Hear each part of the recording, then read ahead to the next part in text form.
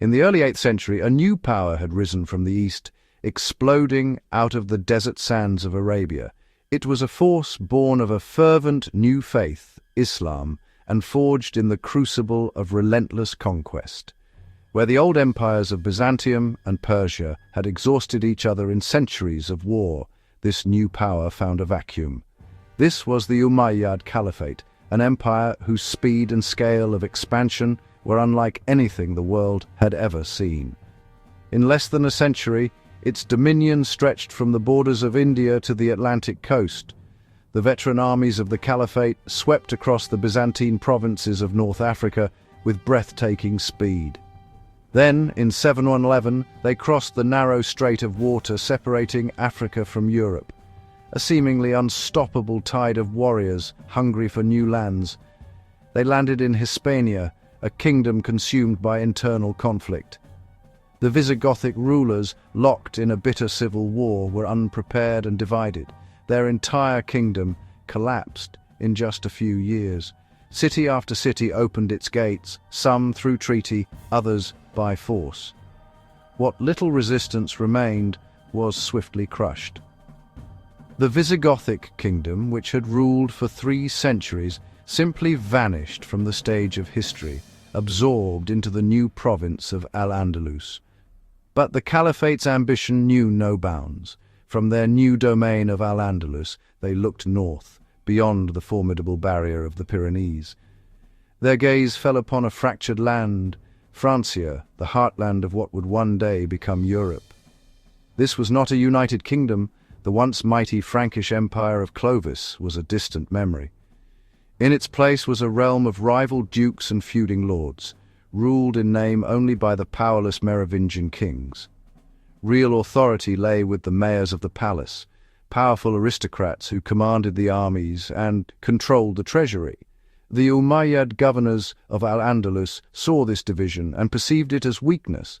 They saw an opportunity for glory, for plunder, and for the further expansion of the Caliphate's borders. Tales of the immense wealth stored in Francia's churches and monasteries were a powerful lure. The first raids across the mountains were devastating tests of Frankish defences. They were swift, brutal, and wildly profitable. In 721, emboldened by this success, a large Umayyad force crossed the mountains with conquest in mind. They laid siege to the strategic city of Toulouse. It seemed nothing could halt their advance, but the powerful Duke of Aquitaine, Odo the Great, scrambled to assemble an army.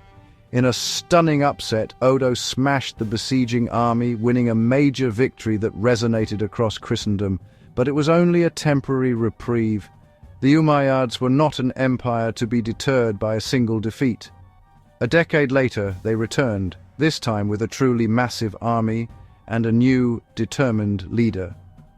Abd al-Rahman al-Ghafiqi, the Governor-General of Al-Andalus, was a veteran commander. He was not interested in mere raiding. His was an invasion force bent on full-scale conquest and annexation. The city of Bordeaux was stormed and brutally sacked. Its treasures were looted, its famous churches burned to the ground. Odo, the hero of Toulouse, met Abd al-Rahman's army at the river Garonne. This time there was no miracle. Odo's forces were utterly shattered. The chroniclers wrote that God alone knows the number of the slain.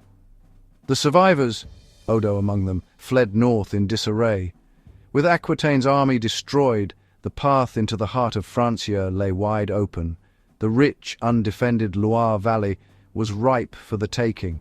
Abd al-Rahman's ultimate prize was now in sight. The wealthy abbey of Saint Martin of Tours, the most sacred and richest shrine in all of Western Europe.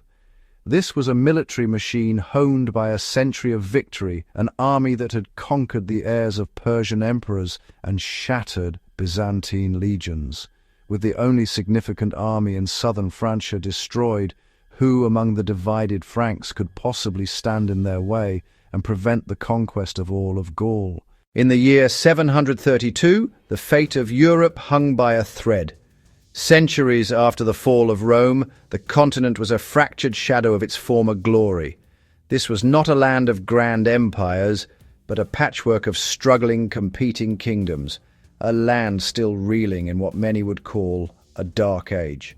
Its people were farmers and villagers, their lives dictated by the seasons and the will of a local lord.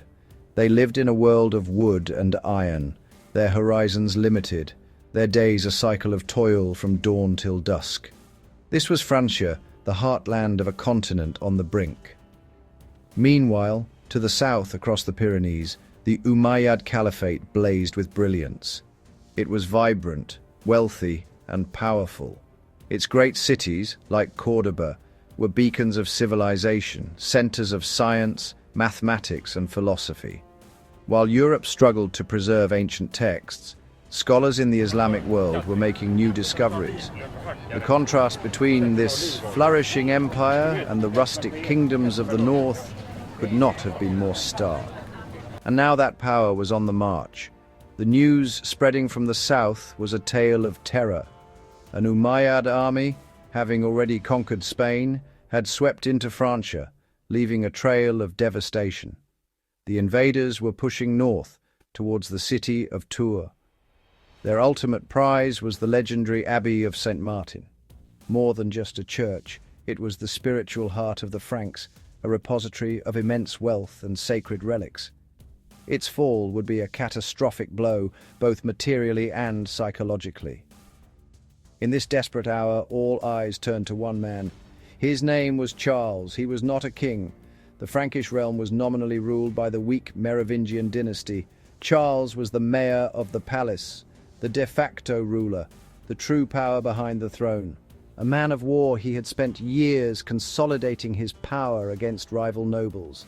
His relentless and crushing victories had earned him a fearsome nickname, Martel, the Hammer. A brilliant and ruthless strategist, Charles understood the gravity of this new threat. This was no mere border raid. This was an existential crisis. The Franks stood against one of the greatest empires of the age. If they failed, there was nothing left. No other army could stop the Umayyad advance into the heart of Europe. The continent's future hung in the balance. Recognizing this, Charles Martel began to gather his forces. He called upon every able-bodied man to rally to his banner, assembling a corps of seasoned veterans and a levy of freemen. He marched his men south in forced marches, a silent, determined force of armored infantry. They were the last line of defense. This was to be more than a battle for a kingdom. It was a clash of civilizations, a confrontation between two faiths and two futures for an entire continent. This was the battle that would save the West. As Charles Martel marched his army south, he was met by a lone, desperate figure. It was Duke Odo of Aquitaine, his face etched with the horror of defeat. The same Odo who had been Charles's bitter rival for years, who had once even allied with the Umayyads against him. Now his army was shattered, his lands ravaged. Swallowing a pride that had defined his career, Odo rode to Charles and bowed before his old enemy. He acknowledged Charles as his overlord, a humiliating concession, and begged for his help to save his people. In a pivotal moment, Charles accepted Odo's plea. He looked past their bitter rivalry and saw the larger threat to all of Francia. The Hammer agreed to the alliance, a remarkable act of pragmatism over pride. This decision united the fractured lands of Gaul and brought the remnants of Odo's experienced cavalry into the Frankish host. Charles Martel did not rush into battle. He knew his army of foot soldiers was vulnerable against the legendary Umayyad cavalry on open plains. His strategy was defensive. He had to choose the ground. His scouts fanned out across the countryside. They found it on a wooded rise between the cities of Tours and Poitiers. The ground was elevated, forcing any attacker into a grueling uphill charge that would sap their momentum. The landscape was dotted with trees to break up cavalry formations, and a forest at his back would protect him from being flanked. Charles positioned his army carefully on this ridge. He ordered his men to form a massive, dense square, a deep phalanx-like formation. It was a wall of shields and spears bristling with steel.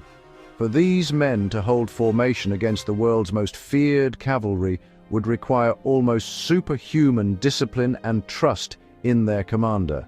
They became an immovable object, waiting for the unstoppable force. Having chosen his ground, Charles ordered his men to wait. For 7 long days, the two armies stood watching each other in a tense standoff. This was psychological warfare. Abd al-Rahman sent out skirmishers to probe the Frankish lines. But Charles Martel would not take the bait. The Frankish line stood firm, a silent wall of defiance. The days dragged on. The weather turned colder, a damp chill seeping into the bones of the Umayyad soldiers. Their horses grew weak from lack of fodder, and the vast loot they carried became an anchor. Abd al-Rahman, a commander used to swift victory, grew dangerously impatient. Finally, on the 7th day, Abd al-Rahman decided he could wait no longer. Confident his elite cavalry could still shatter the infantry square, even uphill, he gave the order to prepare for a full-scale assault. Across the valley, horns blared. The long wait was over. The moment of truth had arrived. The command was given. The Umayyad army surged forward. The Frankish line watched them come, silent and grim, and braced for the impact. The impact was cataclysmic. The first wave of Umayyad cavalry slammed into the Frankish shield wall with ferocious power.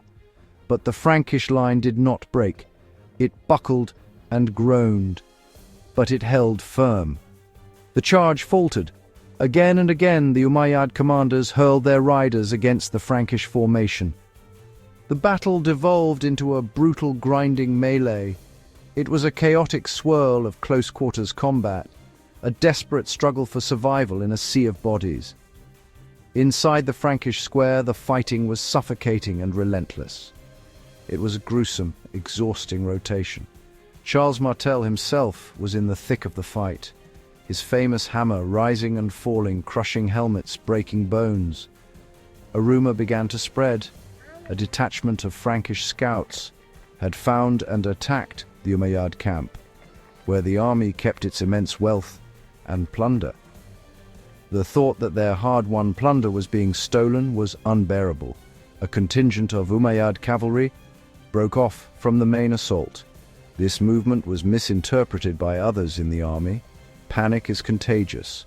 The retreat of a few soon turned into a much larger, disorganized flight. Abd al-Rahman saw his army beginning to dissolve. As he tried to stem the tide of retreat, he was cut down and killed. The death of the commander was the final fatal blow. The retreat became a rout. The unbreakable wall had held. The tide had been turned. As dawn broke the following day, the Franks remained in their defensive formation. Charles Martel was a cautious and experienced commander.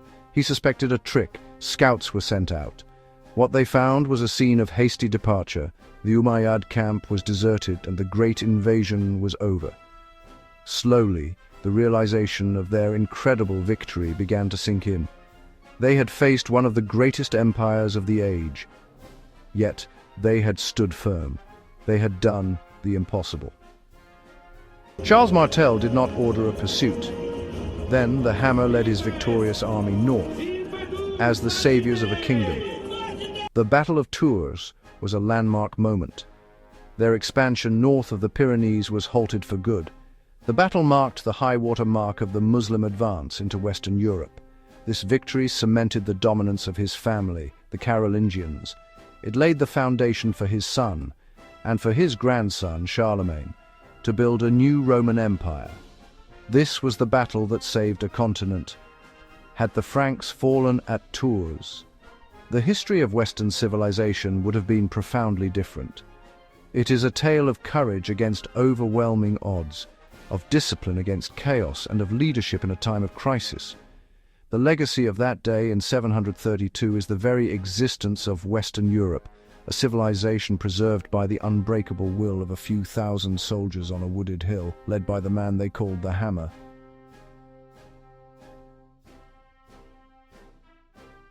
Subscribe for more epic history battles every week.